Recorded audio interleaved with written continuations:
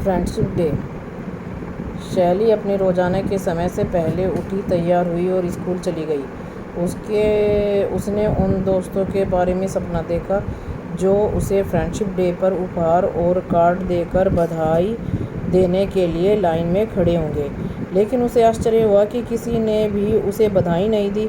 वैसे तो पूरी क्लास अपने सबसे करीबी दोस्तों को बधाई देने और कार्ड को आदान प्रदान करने में व्यस्त थी, लेकिन किसी ने भी उसके ऊपर ध्यान नहीं दिया। उसका मन दुख से भर गया। खुद को नियंत्रण न कर पाने के कारण वह बाहर गई और सीढ़ियों पर बैठकर फूट-फूट कर रोने लगी। उसे समझ नहीं आ रहा था क्यों। उसे याद आया वह घूमती फिरती थी और दोस्त बनाती थी। वह नर्सरी से लेकर 10वीं तक के सभी छात्रों को जानती है। वह हमेशा उनके साथ समय बिताती थी, उन्हें चॉकलेट और कुछ उपहार भी देती थी। उसे लगता था वे सभी उसके दोस्त हैं, लेकिन इन सब विचारों ने उसका दुख बढ़ा दिया और वह अपना चेहरा ढककर रोती रही।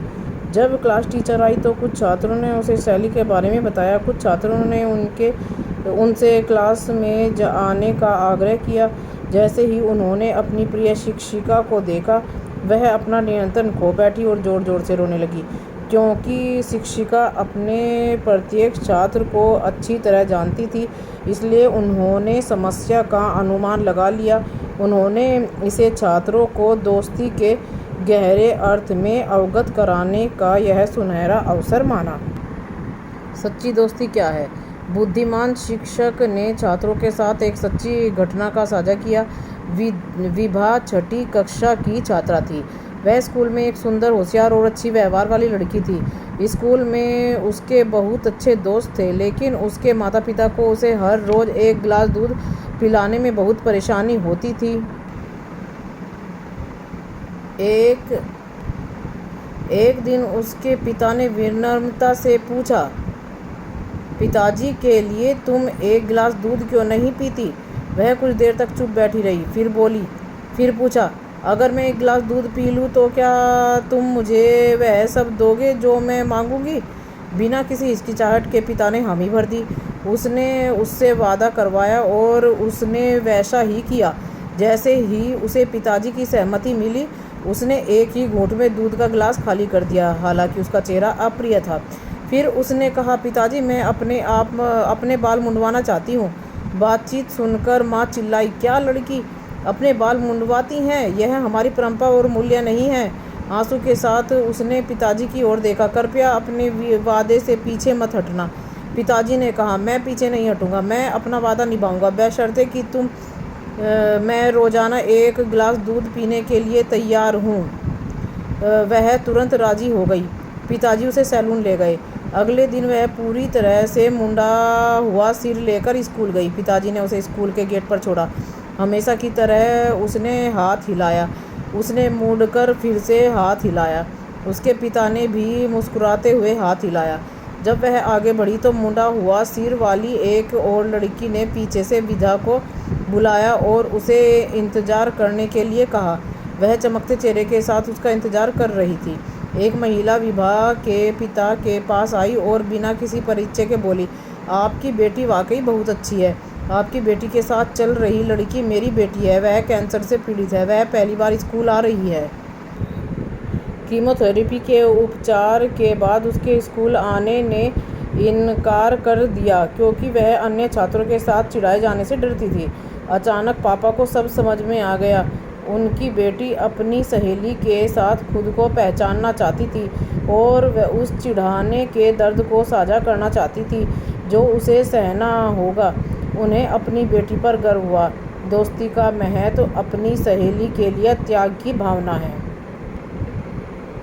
एक पिता अपनी बेटी शीतल की अच्छी दोस्ती के बारे में अपनी भावनाओं को इन शब्दों में व्यक्त करता है। वह न केवल चीज़ें और लेख देती है, बल्कि प्रभा को पढ़ाई में कठिनाई होने पर उसे पढ़ाती भी है।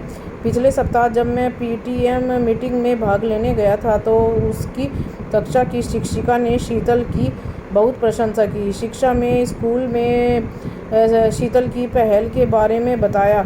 शीतल ने ही सोशल एक्शन क्लब के सामने अपनी दोस्त प्रभा के लिए घर बनाने का विचार रखा। इस प्रकार उन्होंने स्कूल में मित्र के लिए घर नामक अभिनव परियोजना शुरू की। उन्होंने छात्रों के छोटे और विनम्र योगदान से धन जुटाकर प्रभा के लिए एक घर बनाया। शीतल की मां ने कहा, हालांकि प्रभा गरीब है, लेकिन वह बहुत अच्छी, समझदार और आज्ञाकारी लड़की है। जब वे अच्छी दोस्त बन गई तो शीतल ने भी बहुत आज्ञाकारी होना सीख लिया। वह पहले की तरह बहुत जिद्दी नहीं रही। उसने छोटी छोटी बातों पर लड़ना भी बंद कर दिया है। मैंने उसके व्यवहार में बहुत बड़ा बदलाव देखा है। उनका उदाहरण दोस्ती के 3 महत्वपूर्ण सिद्धांत सिखाता है। नंबर 1, हमें अपने दोस्तों के प्रति अत्यधिक प्रेम और समर्थन रखना चाहिए। हमें हमेशा उनके साथ अपने सुख दुख साझा करने चाहिए। हमें कभी भी उनकी निंदा नहीं करनी चाहिए। अब है क्वेश्चन आंसर। विभा ने दोस्ती का कौन सा तत्व आपको सबसे ज़्यादा पसंद आया? विभा ने अपनी दोस्त को प्यार दिखाने के लिए क्या क्या परेशानियां उठाई? नंबर 3, विभा को अपने बाल मुंडवाने में कोई बुराई क्यों नहीं लगी, जबकि आमतौर पर ऐसा करना शर्मनाक होता है? नंबर 4, क्या आप भी अपने अंतरंग मित्रों के लिए विभा जैसी मित्र हैं? क्या आप किसी के प्यार के लिए अपनी कीमती चीज़ों का परित्याग करने के लिए तैयार हैं? आइए याद रखें, अपने मित्र के लिए अपना जीवन देने से बड़ा कोई प्रेम नहीं है। पवित्र बाइबल ने बोला, अच्छे मित्र आपको अच्छा बनाएंगे। अपने मित्र वे ही बनाइए जो परमेश्वर से प्रेम करते हैं। सेंट चावरा ने बोला।